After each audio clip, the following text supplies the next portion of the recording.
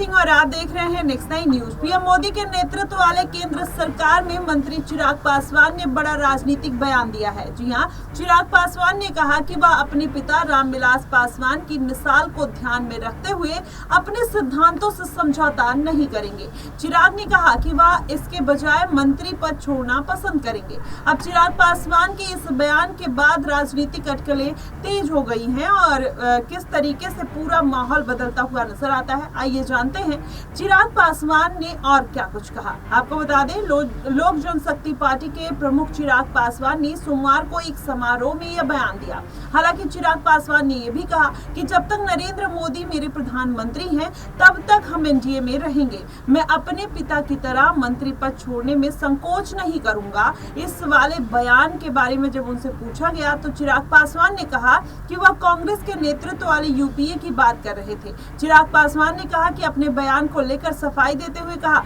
कि मेरे पिता भी यूपीए में मंत्री थे और उस समय बहुत सी ऐसी चीजें हुई थी जो दलितों के हितों में नहीं थी। यहाँ तक कि बाबा साहेब अम्बेडकर की तस्वीरें भी सार्वजनिक कार्यक्रमों में नहीं लगाई जाती थी, इसलिए हमने अपने रास्ते अलग कर लिए। इस दौरान चिराग पासवान ने कहा कि पीएम मोदी की तारीफ करते हुए कि मौजूदा सरकार दलितों के बारे में उनकी चिंताओं के प्रति संवेदनशील है। वहीं चिराग के पास में 5 सांसद चिराग पासवान, भाजपा के सहयोगी लोजपा रामविलास पार्टी के प्रमुख हाजीपुर लोकसभा सांसद हैं। वहां से अगर देखा जाए तो मोदी सरकार की कैबिनेट में चिराग को खाद्य प्रसंस्करण उद्योग मंत्री का पद दिया गया है। वही लोकसभा चुनाव में चिराग पासवान की पार्टी 5 सीटों पर चुनाव लड़ी थी और सभी सीटें जीत गई थी। चिराग कई मौकों पर खुद को पीएम मोदी का हनुमान बताते थे।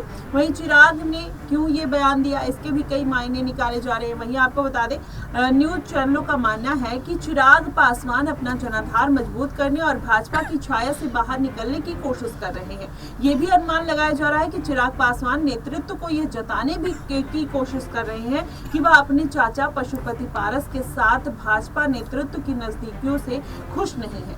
वहीं अगर देखा जाए तो चिराग पासवान का लगातार इस तरीके का बगावती बयान आना कहीं ना कहीं भारतीय जनता पार्टी की मुश्किलें बढ़ा सकता है। दूसरी तरफ देखा जाए तो लेटरल एंट्री, जातीय जनगणना, आरक्षण के मुद्दे पर चिराग पासवान जिस तरीके से भारतीय जनता पार्टी को घेरते हुए नजर आए, उसके बाद इस तरीके का बयान देना कहीं ना कहीं माना यह जा रहा है कि चिराग पासवान के मन में कहीं ना कहीं कुछ जरूर चल रहा है और बार बार ये बात बोलना कि वो जब तक प्रधानमंत्री नरेंद्र मोदी हैं तब तक ही उनके साथ रहेंगे और मंत्री पद या फिर पार्टी छोड़ने का कोई सवाल पैदा नहीं होता। वहीं अरविंद केजरीवाल ने आरएसएस को चिट्ठी लिखी थी। उन्होंने कहा था कि पीएम मोदी ने कहा था कि 75 साल के बाद वो अपने पद से इस्तीफा दे देंगे। अब समय आ गया है कि उनको अपना पद छोड़ देना चाहिए। ऐसे में अब कहीं ना कहीं नरेंद्र मोदी के ऊपर इस्तीफा देने का प्रेशर बनाया जा रहा है। देखना दिलचस्प होगा कि आखिरकार भारतीय जनता पार्टी इस पर क्या निर्णय लेती हुई नजर आएगी और जिस तरीके से आरएसएस और भारतीय जनता पार्टी में मतभेद देखने को मिल रहे हैं, उससे ये भी माना जा रहा है कि अब कहीं ना कहीं समीकरण बदल सकते हैं। देखना ये होगा कि चिराग पासवान आखिरकार बिहार में